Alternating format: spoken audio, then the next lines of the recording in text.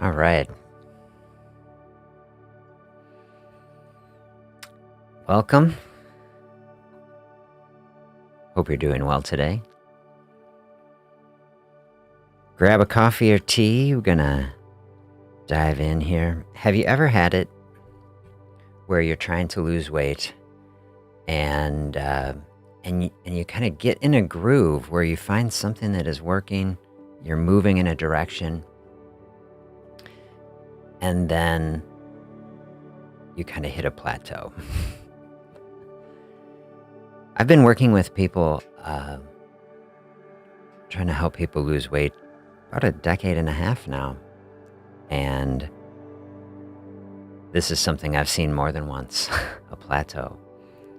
And let me know in the comments what your experience has been with it. I will just say, as someone on the end primarily of, trying to help other people with it, I've had, my own little experience with it. But trying to walk through it with people, it can be one of the most frustrating spaces that people get in. And so in today's session, I want to try to give you a thoughtful and effective framework to try to walk through it. So that's where we're going to head today. Some kind of mental strategies, ways to focus on it, and then also some understanding and physical strategies to help understand what might be going on in the body and how can we approach it in a way that help us gracefully, gently, thoughtfully work our way through it and come out on the other side in a place that we can feel real good about. So.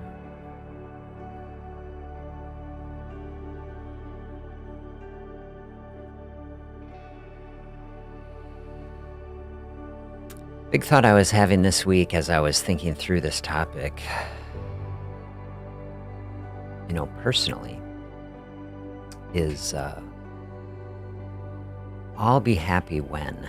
This is, I think this is a big trap. Even those words, I'll be happy when, like in this context, right, as we're thinking about a plateau, I'll be happy when I get this on track again, right? I'll be happy when I've lost this much weight, or I'll be happy when.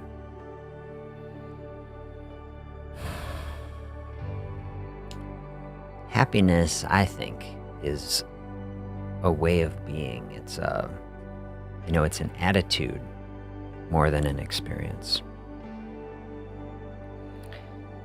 People see happiness as like a destination, right? Happiness is like a way of travel. This is the way I am aspiring to think about it. And it can be a choice. This is what I'm reading. I should grab this book. Happiness is a choice we can make despite our circumstances. And that's something I've seen over the years. I've seen, have you experienced this? People in very difficult circumstances still experiencing joy. So I've been trying to move toward this week, trying to choose that kind of an attitude. And that's been kind of a nice backdrop as I've been working on this little session on approaching a plateau. So one of the little areas of an interface with this is that a lot of things that cause a human being to lack happiness are expectations. When we have expectations that are not met, this can lead us to be unhappy.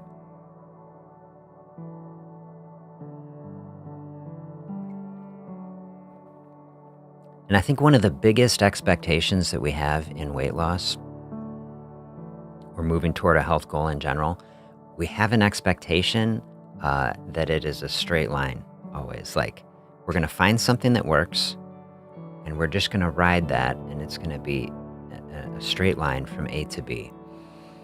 That's kind of the cultural expectation. That's what, if you look in the weight loss space, so much hype and marketing trying to sell people on the idea that that's what you should expect. It's not that it never happens. I don't want to create any negative self-fulfilling prophecy. I've worked with people, and we'll talk about this, who manage to navigate without hitting a plateau. But I would say, in general, it's the exception rather than the rule. Most people who are going through a weight loss process, if we were to graph it out, it'd be like, okay, more people have initial success faster as you're kind of hitting things, and then things tend to level out. At least the rate slows, and sometimes there's a plateau where it's like, I think in a classical kind of counseling, people, at least from a medical perspective, people say, oh, well, maybe this person is not working hard enough anymore. Did they change something? And I think the reason we get in these places with these linear thinking is because people have this model that the only thing that matters is calories. And you just get your calories at the right number, and then, it should just be a straight line from A to B. You just keep going. But the thing of it is, there are many more variables in this system that are not really appreciated. Because I can't tell you how many people I've worked with who experience, okay, they're doing some sort of weight loss process, and they're having a certain rate of success in losing weight, and then it slows and maybe a plateau happens. It's very, very common, very common. And so I try, when I'm working with people, I would always try to prepare people. This is step one, of my process for approaching a plateau, is just to expect it. It's very rare that people don't experience that to some degree. And if you're expecting it and ready for it, and it doesn't happen, well, then that would be fantastic. We'd be extra happy. But you want to be ready for it. I think when people are not prepared for it, when people don't expect it, and then it's happening, that's where the frustration starts. When you're looking for something, people in general, if we speak in general, are looking for a process that can take them from A to B. They want something that works.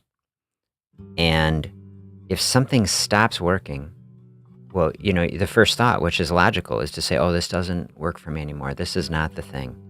And then you start looking for something else. And if you think about the landscape of so many different diets and so many perspectives, everybody looking for something, people hop from one thing to the next. And that's how you can end up, spinning around in a circle and being confused. And it just, the frustration builds.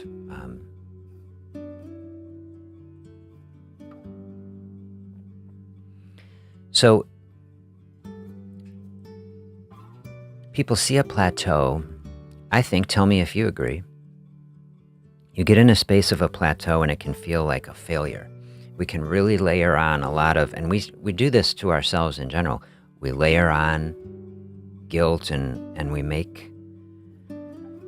we start seeing the worst in things. We bring frustration to it.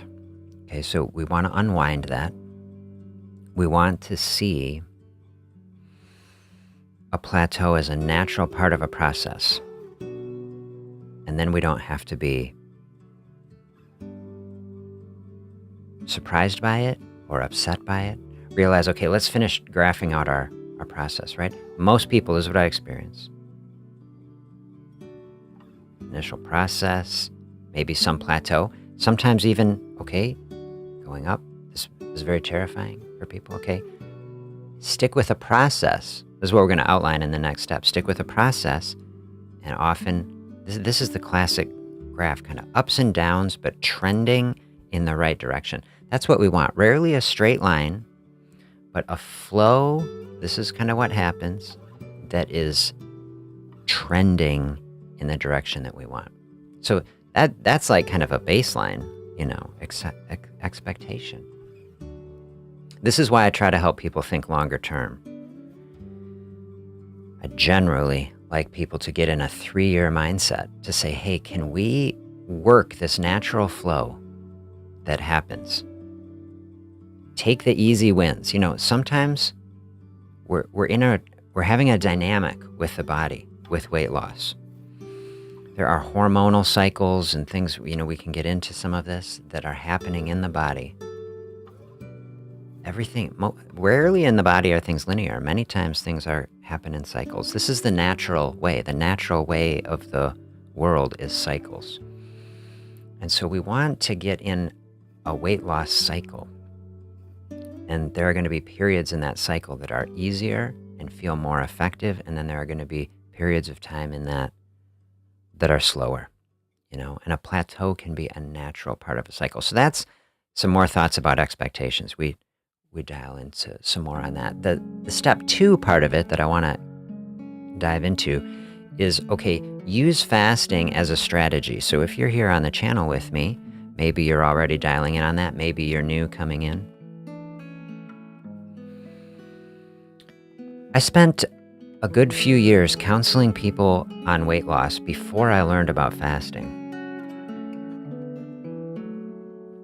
Maybe it was 6 or 7 years. All the standard approaches, calorie restriction without fasting, exercise focus, and I'm a huge exerciser, just so you're aware, very supportive. But so many times I would see people get on a big weight loss kick. They do classic dieting and exercise. They lose some amount of weight and then plateau and then put the weight back on. All of it. And in national studies, long-term studies, most people who go on a diet have weight loss success initially, and also most people weigh more 3 years later. And that's just the broader reality. And so most people will experience a graph that looks like that, like a big U that resolves upwards. And this is why the plateau can be so frustrating or intimidating, even frightening, because it's like, okay, I've had this success, and maybe people have gone through cycles of that. It's like, okay, I know what's next, right? Now it's going to bend back up and we'll be back where we started. And my experience working with people on a fasting-based process is usually, if you are sticking with a process, usually a plateau phase over time resolves downward over time. And that's a really good expectation. And I think it's an honest and practical expectation to have. And we'll talk about maybe some reasons for why. So the first steps that we've gone through, realize that plateaus are often a natural part of a weight loss cycle. Plan for them and expect them so that you don't have to be stressed and frustrated by them. And then dial in on a fasting-based process. A lot of things happening in a fasting space, and we'll get into this too, and we've talked about it before, changing the hormonal structure of the body so that it's easy for the body to access body fat. When we're eating consistently, even if our calories are low, we can be stimulating insulin levels, which are blocking access to body fat and creating a hormonal condition where the body will negatively adapt our metabolism to adjust to the lower calorie environment. This, I think, is one of the big things that causes plateaus in general, is that we calorie restrict without fasting. And in that state, the body is like, okay, not enough energy here to run our metabolism, but also food is in here all the time, and so we can't really access the body fat. And getting put in that sort of space can trigger a lot of negative adaptation, and that's been shown in numerous medical studies, and I've outlined some of those in other videos.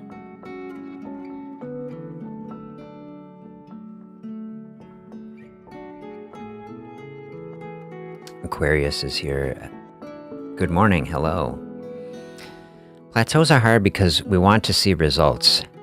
I just need to focus on other gains beyond the number of the scale. This is absolutely a good mindset. Thank you. in a couple ways. Okay, plateaus are hard. They absolutely can be. And so this is how we want to move toward it gracefully.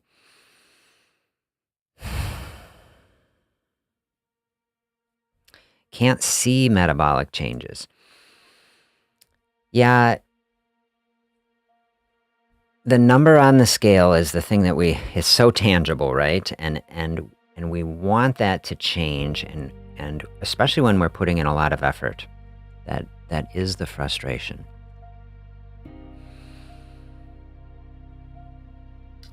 If we're seeing blood sugar, that's kind of another window, and so seeing this controlled. I used an analogy once that I learned of bamboo growing. That bamboo, when you see it start to grow, you see it coming out of the ground. And it grows really fast, and it grows whatever it does, 6-8 feet tall within just months, and it just shoots up. But the actual process, the plant itself, is growing underground for something like 5 or 6 years, and you never see it. And so it's doing all of this work. And from the perspective, maybe you say, of the bamboo, is like where are we getting anywhere? Like, we're doing all this work, but it's not until delayed that it really flourishes. This is a nice analogy for weight loss, because many times it can be like that. I don't know if I want to use the word struggling, but like working underground, not always seeing the results, but like it's the necessary work. This is what I want to try to transition the idea of a plateau away from failure, away from discouragement, to like also like what is the necessary work that actually has to happen to have long-term success. The difficult reality that we're faced with in society is that it's rare that people have long-term success. And I think a big part of it is because people get onto something that is working, they hit the plateau, they think it doesn't work, and they get off of it, when it's really like, many times, you just have to work through it. Part of a plateau is working through it. Part of it is and we're going to get to this next, can we do things to like, smash through it? Yeah. But like also, sometimes the answer is just that you have to put in the work, and that work can take time. And that's, like you say, we want to see the results now. And that can be frustrating, right? So changing our expectations.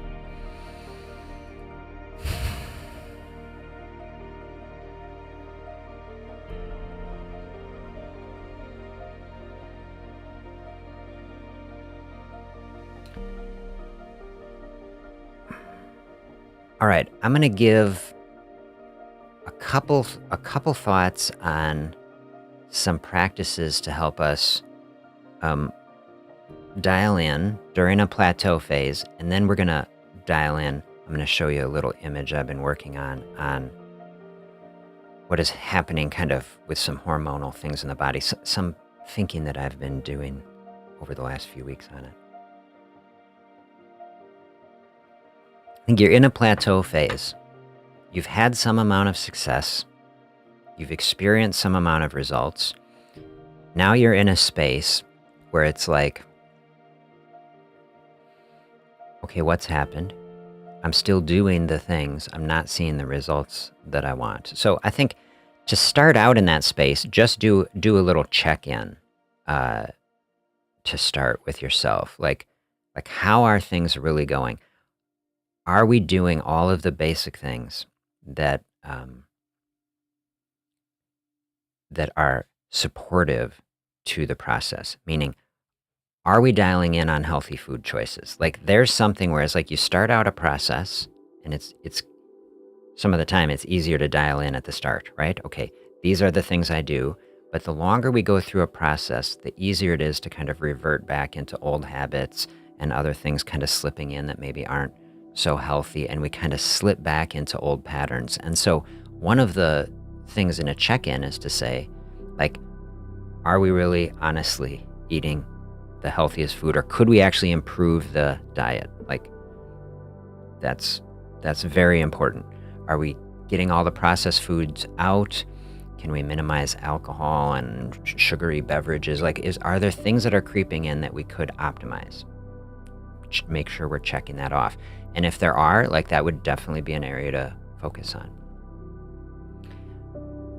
Are you getting some sort of fasting interval, right? And that's another thing. Sometimes we find out about a fasting process, we have immediate results, we can feel it, but then it's okay, now we're not experiencing that at such a rate, or we're in some sort of plateau. Step one, say are we actually doing the practice? And okay, if you are, check the box, may very well be. But if you're not, if oh, I'm really slipping off on it, that would be something to think about. It. No one ever has to, of course, do anything. And you say, what are the reasons? There would be something to think about. Are you finding stress from it? I never have anyone practice a fasting practice if it's bringing stress. But if you say, no, it's just the habits, and it's something you can dial in on, then you can look at that. And then the other one is, what kind of physical activity are you getting? And the big focus that I have on this channel, of course, try to help people dial in on healthy eating and getting a fasting space. I really do believe that people can accomplish pretty much any weight loss process over time without a significant exercise program. And I believe that because I've worked with people who have been bedridden in a nursing home who just physically cannot exercise to a substantial degree. And I've still helped them to have good success. But that takes time, and you have to dial in on it. And so that is to say, though, that, look at a human body. Look at the percentage of this body that is arms and legs and things that are designed for movement. I mean, this is a movement system. And when we move our bodies, that is powered by the energy that we want to be using. And so it's rare as a general rule that you just tell someone who's trying to lose weight, hey, just go exercise it off. Okay, most people who are really into exercise did not gain weight to start with. That's just the way it is. But you get into a healthy dietary space where you actually have some fasting space, and you start adding some gentle movement to that. It can make a huge impact. And so those would be the 3 check-ins. Are you eating the healthiest food? Are you getting some fasting space? Can you add in some movement? There's kind of a plateau buster, right? If you have a mindset to do it without being stressed, can you add in the movement on top of what you're doing to push through it? And that can be very helpful. Time of day, extremely important. Don't eat after dark. It's a top recommendation. I completely agree. And this is an interface, when I'm talking with nutritionists, for example, I don't know what the right word is. I was going to say factions. That's too intense. But, there's groups of nutritionists, dietitians that I interact with who really are on board with a fasting space. And, I've spoken at different places where I've had people like that. They're like, please come talk to our group, because, then, the other groups of the dietitians, will be totally against it and say, well, you should never be fasting because you'll slow down your metabolism. And I've gone and presented on topics like that, had very interesting discussions. But this is the interface where both of those groups will agree, is you talk to a nutritionist who counsels people against fasting, and they'll agree, don't eat late. Don't snack before bed. Everybody agrees. And I was like, that's how I try to help open people's mind to it. I'm like, why shouldn't you snack before bed, right? And they're like, well, because you don't need those calories then, and your body's more likely to store it away, and your circadian rhythm is such that the hormones are more likely to store that away. And I was like, yes, absolutely, all of that is true. And so that's the start of fasting. That's what I show people. This is the start of fasting. Stop eating at 6 or 7 p.m. and give yourself an extra couple hours to let that clear out. pretty much everybody in medicine agrees with that. So I agree.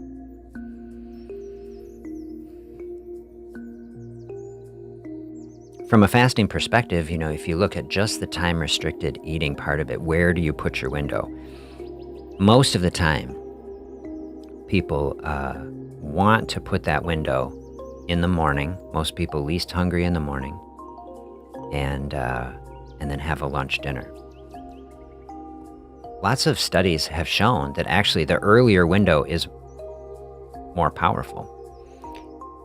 Front-loading the calories, eating a breakfast and a lunch and fasting through the evening. So there would be another way to dial in if you're hitting a plateau on a standard sort of practice.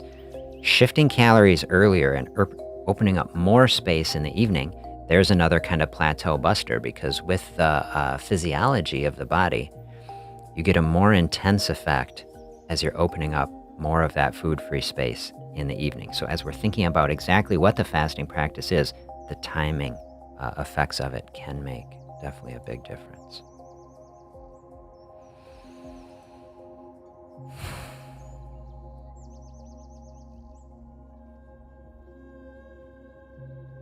All right, so we're flowing through this process. We're getting the right expectations. We're using a fasting-based practice. We're dialing in on healthy food choices, maybe adding in some exercise if we have a mind to do it, never stressing ourselves out. Here I want to show you a little image that I've been making.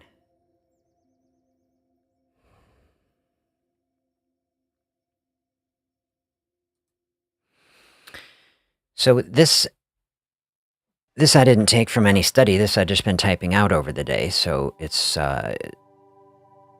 more for stimulating thought. In the some previous sessions I've done where I talked about that Biggest Loser study that the NIH did on the contestants of that show, and a bunch of others, look at this first line. We're doing short daily fasting, kind of level 1 up to kind of a 16-8 sort of situation. We're getting hormonal benefits, helping to lower our insulin, increasing access to the fat. But these are kind of, they're more mild compared to prolonged fasting. Our resting energy expenditure, this is our basal metabolic rate, can increase it. This is risk of adaptation. This is what I want to show. But I realize, okay, we're not all the same.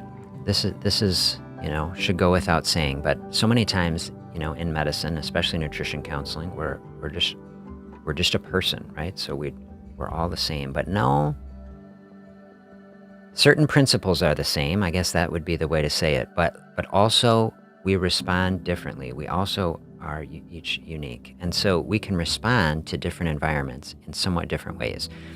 And so I've been studying lately this bottom line, right? Like prolonged fasting. What is happening really in prolonged fasting? This is not simple fasting, and we've talked about this, before on the channel. Simple fasting, to me, like alternate daily fasting, is kind of like the end of simple fasting, and as we go out beyond that, it's more like intense fasting or complicated fasting, right? And so I try to help people in my practice get as much benefit as they can from shorter intervals of fasting. But for the purpose here, studying it, I'm like, okay, I found a couple studies that are metabolic studies looking at metabolism in prolonged fasting. And so we have some studies on the very short end that show that in the short term, our metabolism can be increased. This is what I've described as a metabolic reset, or kind of flipping the switch, getting out of the negative adaptation. And then I haven't spent so much time historically thinking about prolonged fasting because I don't counsel people on it much at all. But I was looking at these studies, okay, once you get out toward, 7 to 10 days, it's very clear that this bump in metabolism goes down again. And this makes physiologic sense. Like, all right, you start fasting, we have stored energy, the body is going to provide the energy. You have to go hunt something down, you're a hunter-gatherer, you got to go travel, you got to go fishing, whatever it is, you got to use the energy. But if we're not getting that energy, the body ultimately is going to head back into a mode to try to conserve it. And so there's just so much beautiful physiology happening in the body. So as we're heading out in prolonged fasting, the basal metabolic rate will slow back down. Here we got 3 arrows, right? You don't stop losing weight in prolonged fasting, but the rate will slow down, the body becoming very efficient, right? And so, these are positive things. This is why a human being can survive so long. But the trick with this is that, and in some studies on prolonged fasting, well, one study I found showed that effect, they studied just a couple people who fasted for 20 days. And it took them over a month for their resting energy expenditure to return to normal after this really long fast. So this is very interesting. And so I was realizing, which is something I hadn't thought about before, okay, there is a spectrum between these levels. We could think of a graph we could create between a short, 16-8 sort of process and then this prolonged fasting. This is one of the reasons why I keep people on the simple end of the spectrum is, I don't want to trigger, some sort of negative adaptation. Now, there's kind of 2 ways to think about it. A negative adaptation where our metabolism is slowing down. This is where people get into a standard dieting. This is what we were saying before. Try to get into this fasting process where the risk of this happening is much lower, but I realize it's probably not 0. I don't think it's 0. And so a certain person, probably even with lower amounts of this, could have some amount of negative adaptation. Maybe it is the case. I haven't been able to find studies on that, though. And if anyone coming through on this video can find studies that really outline,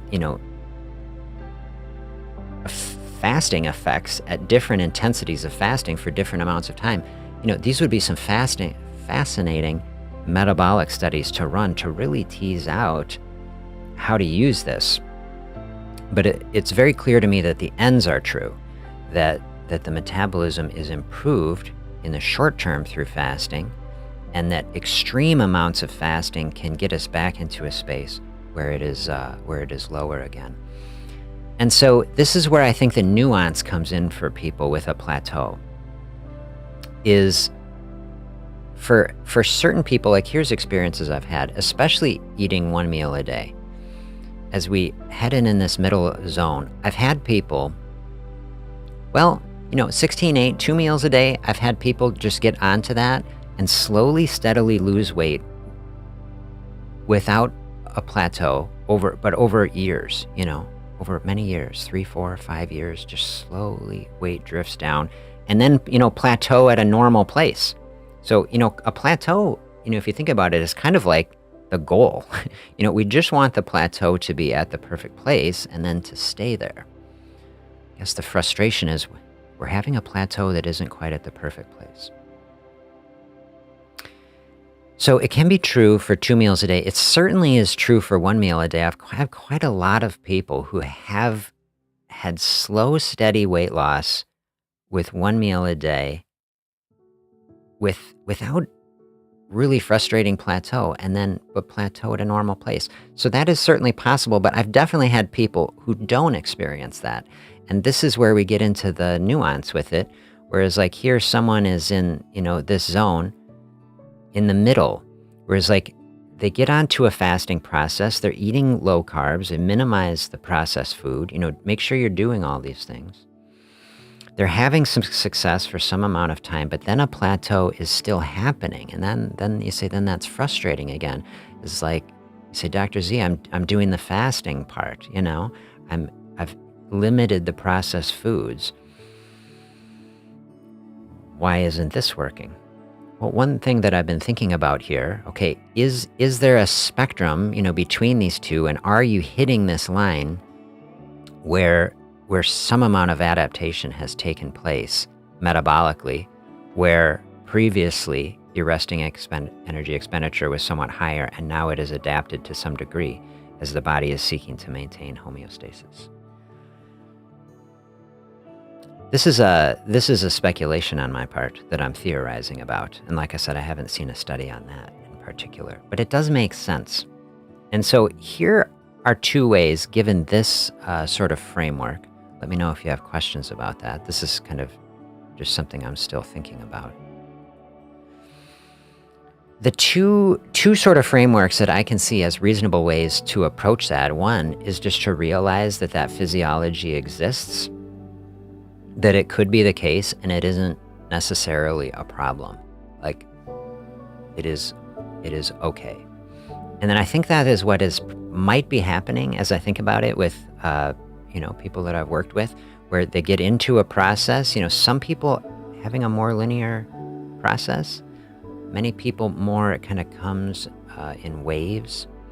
And then in that plateau space, maybe has the body adapted to some degree, not necessarily a problem. Stick with a process. This is the path as the body is working through this situation, and then dropping down.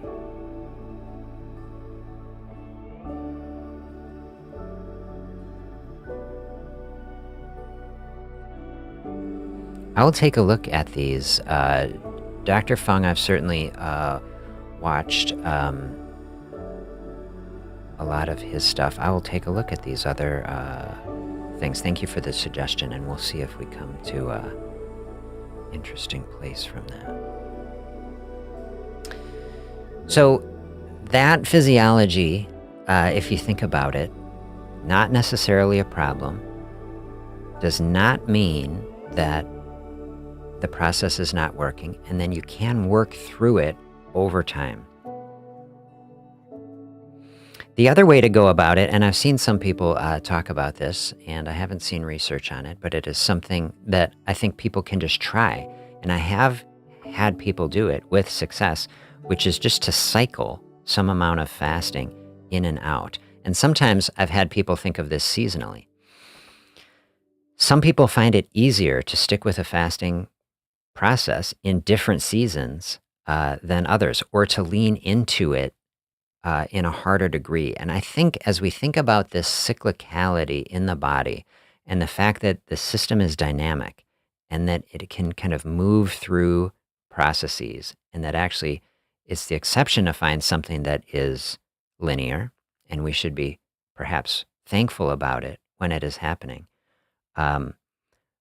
But to expect that it often isn't the case, and then to see if we can lean into a practice when it is easier, take the low-hanging fruit, and then get back out of that space, lean out of it in a way when things are a little harder, when we're not moving forward. Can that interplay, can what is actually happening, and this is my theorizing, be that we are kind of having a little dance with this adaptation? The metabolism, it isn't just a calculator, right? It isn't just one static thing. It is dynamic, and it's responsive to what we're doing. If it is the case that someone is having an adaptation that is negative, can it be resetting in the other way to take a break from it? This is something, to think about it. Keep eating the healthy foods, maybe lean more into the exercise side of it, less intense on the fasting for a period, especially if it feels good from a mental health perspective. And then, maybe it's a week, maybe it's 2 weeks, maybe it's a month or something where you say, I'm going to back off, I'm going to charge up a little bit, especially if it's the mental battery, and then lean into it more aggressively for a season. I think there's some reason, based on some of the studies that I've seen, to suggest that could be helpful. So this was a long-winded section just to say that an idea kind of intuitive fasting, not always having to have it be rigid, but to have some flexibility for seasons to lean into it more aggressively and then to back off a bit.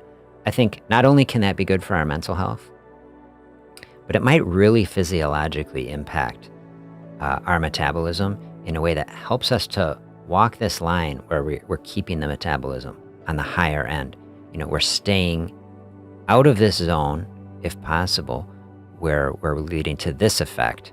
And, we have some days, where we're on the lower end of the spectrum, and then we dip in to this higher space, get some of this increased access, fat access, hormonal benefits, and then back to this sort of process, focusing on the healthy nutrition where this risk is lower. So that's one thought. Okay, and then the last thing I wanted to touch on is just to take a plateau phase and make sure that above anything else that our focus is on our mental health. And this is where I was kind of starting out, that happiness, that satisfaction is like a choice. It's a way of going through it.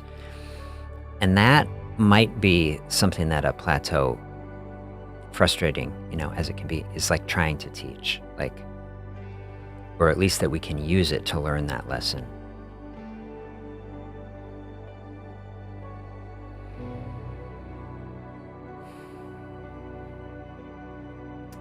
To find a way to get through a space where we're avoiding struggle, we're avoiding anger, we're not experiencing resentment, that we're choosing instead to find acceptance in a situation, to find peace and contentment. This is a thing where we take our expectations, the plateau is gone immediately. I'm going to be happy when this plateau is gone, Can you find happiness, contentment, peace in the situation, even if it doesn't? And I think it might be the case, we talked about this in a previous stream, the hormones are what is controlling so much of this ultimately. If we're in a space that is stressed and we're angry and upset and our cortisol is pouring out and these hormones promote fat storage, okay? Oftentimes it is the case, I do believe, that actually finding that space, the contentment, happiness in the present moment, those actually are the things that ultimately can help us power through a plateau also. Both mentally, so that we can float through it, if we're not stressed, that we're actually finding joy.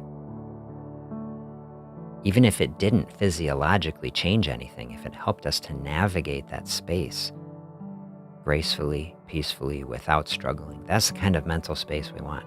And it might actually be the thing physiologically, if we're thinking about this balance, how is the metabolism reacting to everything? Because it's not just reacting to how many calories are we getting.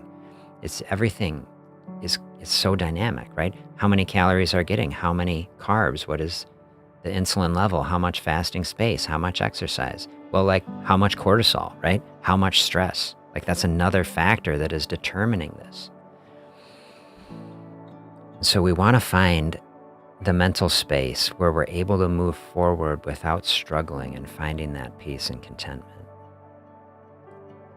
Releasing our expectations, letting go of the stress and the struggle, accepting ourselves. And then that's, I think, the paradox, that when we do that, we often are starting to break through that space.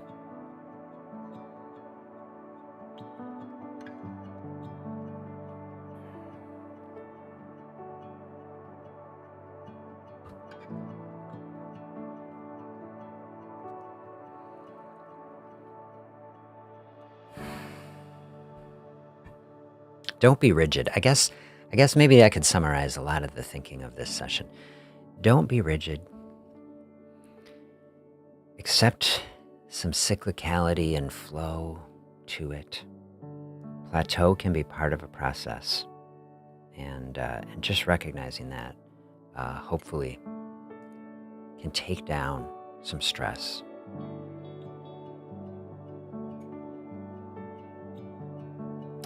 Appreciate the feedback on this. I will, over the week, I will research some of these other folks that you mentioned. Looking forward to that.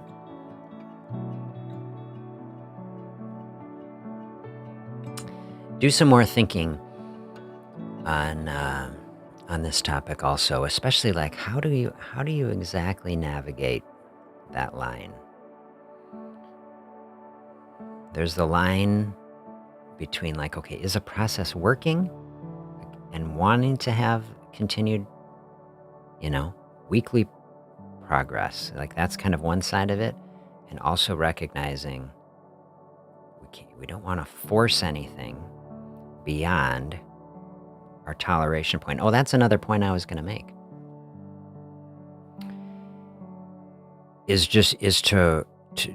It depends on our mental state, right? If we have a mental state for it, I was saying, one answer to a plateau could be backing off on a fasting process. I'm just totally open to it. We never want to force anything. Sometimes giving the body, more space, helpful. Sometimes on the other side, increase our nutrition for a while, make sure we're not having this negative adaptation. There's a balance. For one person, it might be better to back off on the fasting process. The other thing I want to just tell people, for another person, it might be to lean into it. If someone is in a place where they're struggling already with it, of course, I would never have anyone lean into it. But if someone says, hey, look, I'm in this plateau, and fasting like a dial, I always tell people, you can lean into that.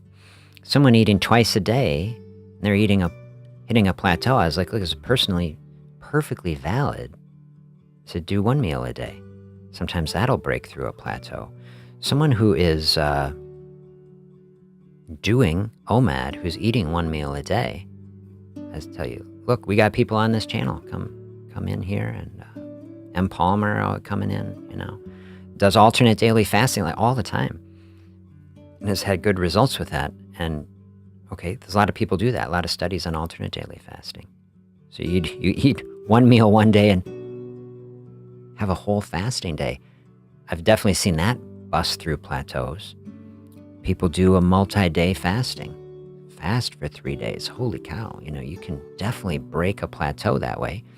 Realizing that there can be these effects that overall, the metabolism, the more intensely that you do it, that it can, to some degree, reduce the metabolism. Really what that means, that's not a problem if you're feeling good. It's perfectly great to have the system running more efficiently. What it really you want to avoid is just to realize that if you're doing that and you revert back to previous eating patterns where you're eating a lot, you can gain a lot of weight. This is why the mindset is so important. People have an idea like, if fasting is the thing that I'm going to do and it's going to fix a problem and then I'm done, and then I can go back and keep doing the sorts of things that I was previously doing that created the difficulty to start with, and that isn't the case. And this is why a lot of times I don't have people do more intense amounts of fasting, because I don't want to create an environment where someone would rebound like that. But for the right person, it can be a very helpful tool. For the right person with the right mindset who's not stressed by it, because you will lose weight. I mean, there's no doubt. You start leaning into more intense amounts of fasting, you will lose weight during that period. But then it's important how you stop doing it, right? It's important to scale back in a way and understand, like, well, from this state, like maybe we really busted through this plateau. We use something more intense. But you don't want to push it to any level that is more intense than you can handle. So these are two different ways to think about it. And that's why I was saying, we're all unique. Maybe ultimately not so much in our core physiology, but certainly in our mental health and our experience of it, and how emotionally we handle it. So those are the things where, I always tell people that whether it's working with a therapist or it's becoming your own therapist by grabbing a journal and working through it, these types of things, a plateau phase would be like a big, journaling space to really reflect. How are you doing in this space? What are your expectations? What are your hopes? What are the thoughts, and how are you choosing to move through it? And how can you think a different thought and make a different choice to move through it? All right, those are my thoughts of the week, thoughts of the day. Real nice to have you here with me. I hope you have a great week. Send me any additional thoughts you have here during the week about this or any topic. Be happy to chat with you.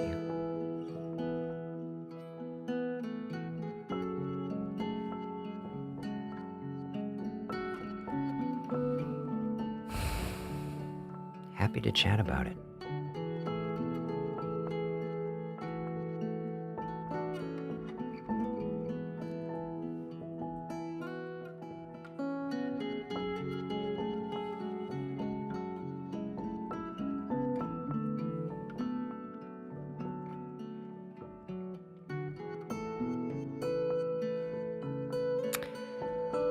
Aquarius says, I fast daily. My job keeps me active. Plus, I walk 5 miles 2 to 3 times a week. Wonderful. What I'm reversing is decades of old, long problems. It does take time. It does. Just hopefully not another 20 years. Yeah, absolutely. Not getting any younger. Yeah.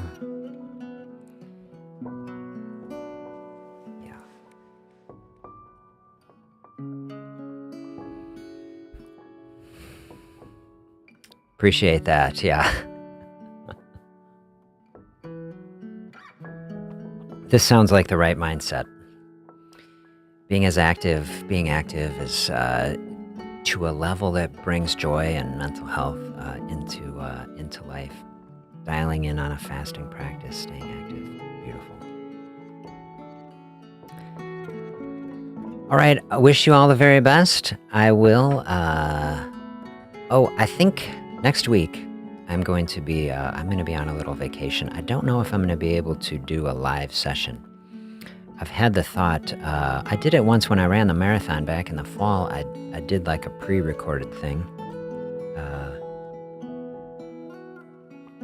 I've been thinking about if I just record it as a video and post it. So I might think about that for the week. I'll put a little post on the little community session about the plan. So wish you the best.